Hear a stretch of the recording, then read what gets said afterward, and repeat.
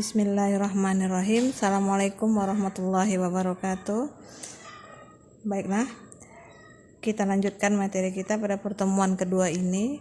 Kita membahas tentang menghitung titik sampel 1.3. Kalian bisa lihat di halaman 13 di buku yang kita gunakan. Jadi sebelumnya untuk menghitung titik sampel, kalau kita ulangi lagi materi sebelumnya, kalau kita punya percobaannya adalah melempar satu dadu, berarti S kita adalah 1, 2, 3, 4, 5, 6. Nah, yang di dalamnya ini, di dalam ruang sampel itu namakan titik sampel. Nah, kalau untuk percobaan yang menghasilkan ruang sampelnya kecil, tentu bisa kita tulis seperti ini. Tapi kalau untuk banyak mungkin akan susah. Jadi bunyi pertanyaannya pun akan berbeda. Berapa banyak titik sampel? Kalau ada perlemparan 2 mata dadu, berarti titik sampelnya ada 36. 36 datangnya dari dadu pertama 1, dadu pertama 6 dan dadu kedua 6. 6 dikali 6 36. Nah, untuk menghitung banyak titik sampel ini ada 3 cara. Yang pertama ada dengan kaidah perkalian. Itu di buku kita ada di teorema 11. Kemudian yang kedua ada permutasi. Nah, permutasi ini ada banyak bahagiannya. Nah, definisi 17.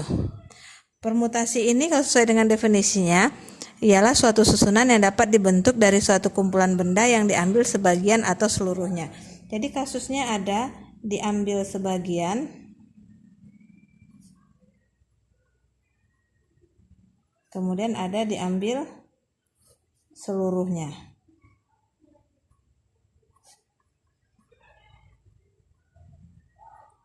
Oke. Untuk yang diambil sebagian, itu kalau kita lihat teoremanya adalah teorema 1.4. Teorema 1.4. Sedangkan untuk kalau diambil seluruhnya ada banyak, ada beberapa. Teorema 1.3, kemudian teorema 1.5, teorema 1.6, yang terakhir teorema 1.7. Berarti ada 4 teorema untuk kasus permutasi yang diambil seluruhnya, sedangkan teorema 1.4 untuk yang diambil sebagian. Nah, yang ketiga ada kombinasi. Kombinasi hanya satu bentuk aja, hanya ada satu kasus saja. Itu kombinasi memakai rumus teorema 1.8. Sedangkan untuk kaidah perkalian bisa dilihat di teorema 1.1. Oke, ini gambaran kita. Jadi untuk menghitung titik sampel ada banyak caranya. Ada 3 cara. Pertama kaidah perkalian, permutasi, kombinasi yang sudah kalian pelajari sewaktu sekolah menengah atas. Kalau tidak salah permutasi dan kombinasi. Nah, sekarang masalahnya kapan kita menggunakan permutasi, kapan kita gunakan kombinasi. Nah, dulu kalau selalu saya tanya kepada mahasiswa, kalau permutasi itu Bu, memperhatikan urutan. Memperhatikan urutan, itu jawaban yang diberikan. Sedangkan kalau kombinasi tidak. Nah, sekarang tidak memperhatikan urutan.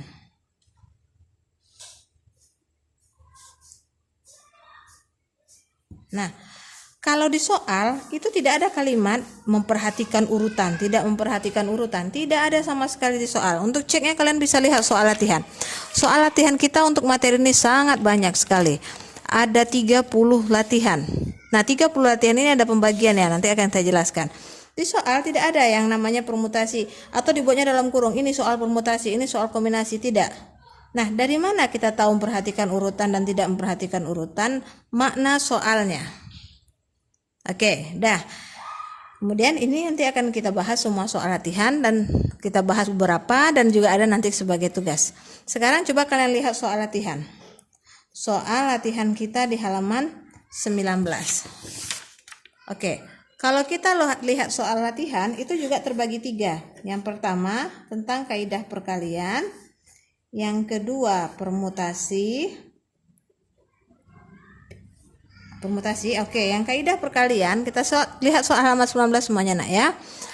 Itu soalnya dari nomor 1 sampai dengan 11.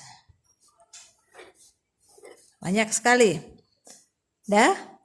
Sedangkan untuk soal permutasi, nah permutasi kita kan teonya banyak tadi nih.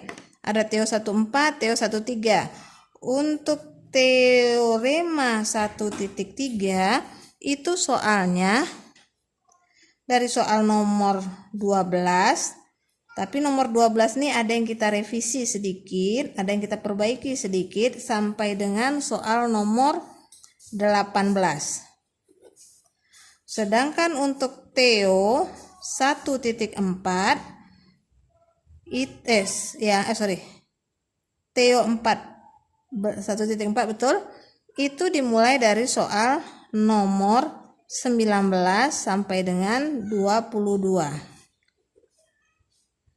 Berikutnya teo 1,5 tentang permutasi siklis itu dimulai dari nomor hanya 2 soal rupanya, 23 sampai dengan 24.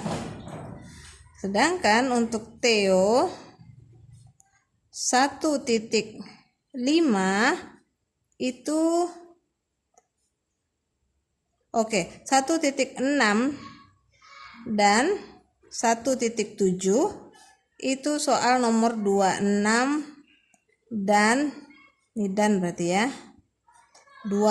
sampai dengan 28. Kemudian yang ketiga kombinasi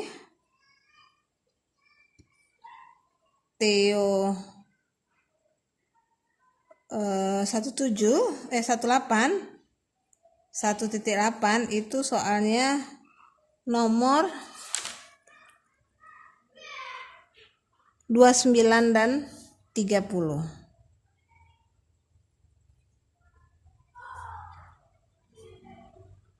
Oke. Nanti kalian bisa lihat di soal permutasi dan kombinasi, apakah benar ada kata memperhatikan urutan atau tidak memperhatikan urutan. Ini baru gambaran saja, belum saya masuk ke kaidah perkalian. Jadi ada kaidah perkalian, ada permutasi, ada kombinasi. Nampaknya sangat sederhana. Kalau kalian pandang-pandang itu latihan soal, kalimat soalnya panjang, jawabannya nanti sangat ringkas. Jadi ini perlu pemahaman kalian sebelum menjawab soal. Karena kalau jawaban soalnya sangat sedikit sekali. Oke, kita akan sambung ke video berikutnya yang akan membahas tentang kaidah perkalian.